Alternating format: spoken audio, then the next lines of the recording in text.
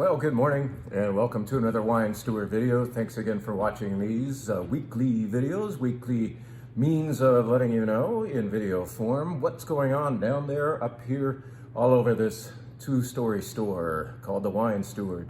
We are grateful for your participation here.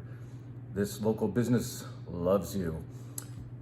Let's tell you what's going on this week and start by saying something is happening not here, but down the street from here, where we are partnering up once again with Sidetracked Bar and Grill. So Todd Uticle of Sidetracked is a great friend, a wine club member, and also a member of the community who is in fact a participant in community. He thinks outside of his own business box and thinks about how downtown Pleasanton can benefit by his presence down there in the form of Sidetracked, what they can do charity-wise, and anyway, Todd has an amazing amount of energy and cleverness, I would say, about how to put on a good event, and I think we were clever together by conspiring to join forces a couple years ago and start doing walk-around,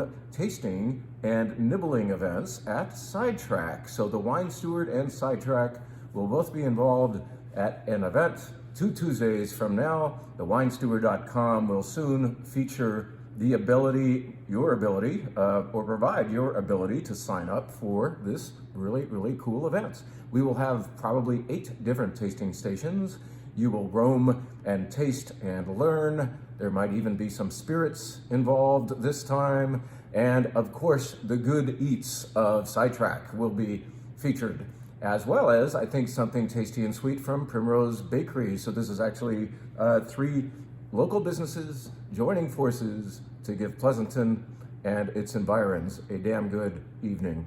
So sign up on thewinesteward.com for this very nominally priced affair, and we will see you there, all 90 of you. I think that's what we believe we can fit in there, and that's all we're going to put in there, and you'll roam and taste and sip and nibble and all. Anyway, it'll be fun, okay?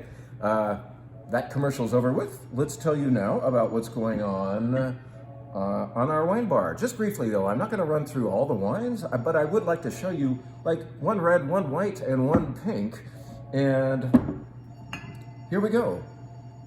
This is my way of continuing my little diatribe, my crusade, my campaign to say that wine, which is kind of down, they are saying, in sales right now, and I think I know several reasons why, really needs to get real again.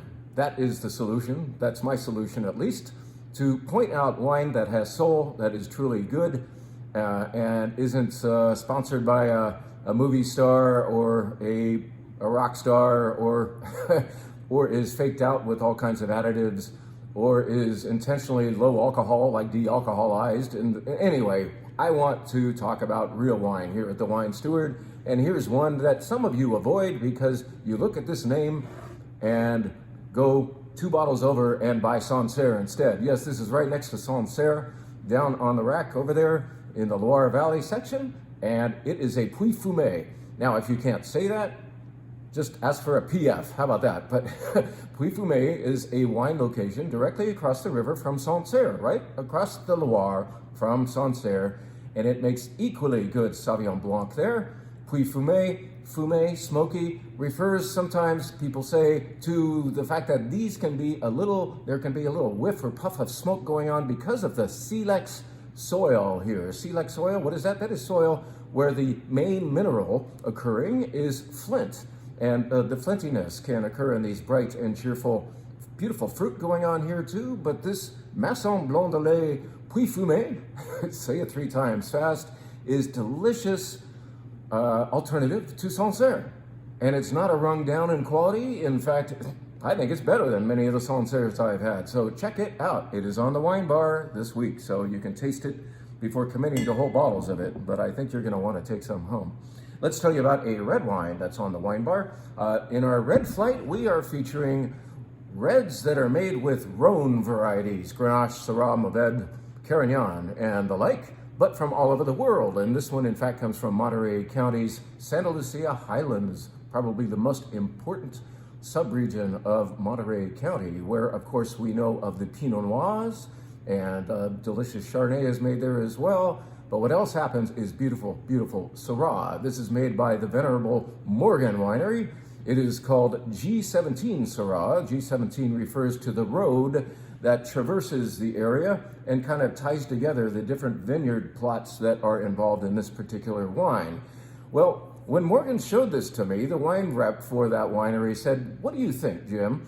You sell wine, right? I'd like your opinion. Should we drop the Syrah term and just call this G17? And I knew where he was going with this, or where he was coming from with this. Syrah is not easy to sell in all the markets. Syrah is a grape that's misunderstood. Some consumers are afraid to try it because it has great variability in style. At least that's our theory as retailers, that Syrah can be big and jammy, it can be lean and eccentric. This is in between. This is delicious, and I think beyond it going into our Pacific Coast Wine Club, everybody would love this. And it is, this is Syrah that is a great introduction to Syrah because it's affable, it's friendly, it's medium-bodied. But Dan of Morgan was saying, why don't we just drop the Syrah thing? Maybe this will sell better by just calling it by a proprietary name. And I think, okay, maybe some markets would appreciate that, but not this market. We defend this grape wholeheartedly. We want to promote it. We think we should call it Syrah. And to drop the name sounds like a concession to me, like surrender, like we give up. We're not going to try to sell Syrah anymore. We're going to sell this red blend. And in fact, it has a little Grenache and a little Mourvedre in it too, so you can refer to it as a G something blend. But what it really is beautiful Syrah from Monterey County. Call it what it is. This is real wine, another soulful, beautiful wine that invites you to drink out of your box. If you aren't into Syrah yet, this one is nice. It's affable, it's delicious. Get into it. Medium-bodied, not daunting, gorgeous Syrah from Morgan. Let's tell you about a pink wine that's on the wine bar flight.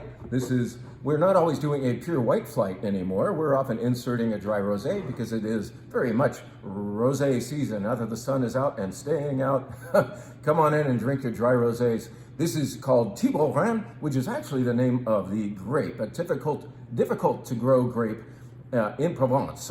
It makes beautiful rosé, but no farmer overcommits to it because it is not a consistent cropper. You don't always get as much fruit in a certain vintage off of the Tiburon vines as you would like. But these guys have figured it out. This is beautiful Tiburon with just a little bit of Grenache and maybe Cinsault in it.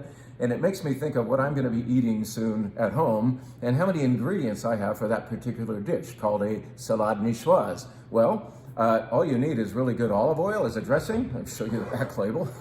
This is beautiful olive oil from Tuscany, among others that we have down there. This would be great on your salade niçoise. What else is necessary? Olives. These aren't from the south of France. These happen to come from Greece, and they're fantastic olives, which are an integral part of your salade niçoise. What else would be good? Maybe not every salade niçoise features such things, but these piquillo peppers from Spain would be beautiful on your salade niçoise. What else? You do the haricots verts. Those are the little string beans. We don't sell them. Little potatoes. We don't sell them. Little tomatoes. We don't sell them. But what else do we have? Probably the most important thing for your salade niçoise is damn good tuna out of a can. Not sun-kissed or star-kissed or whatever it's called. Not bumblebee, but great tuna from Spain or Portugal is the primo stuff, and we sell it down there. So we have all these different components, including the dry rosé for accompaniment of your salade niçoise. Think about it. That's what I'm having for dinner. All right. Wine bar commercial over with. Let's tell you about one more thing. Let's tell you about a couple of spirits that just showed up from Ireland. Well, what would you expect us to carry from Ireland? Probably whiskey, Irish whiskey, and there it is. The difference that I have learned about Irish whiskey compared to, say, bourbon, like our Michter's bourbon, that's rich. That's yummy and caramely and heavy and toasty. That's something I would sip on a winter evening and be indulged by. But Irish whiskey tends more often to be very fine and elegant, a little leaner, a little lighter, prettier maybe. That's what happens here with Halfpenny. Halfpenny is the name of a bridge in Dublin, Ireland. And this distillery is right there. In fact, across the street from the Guinness factory.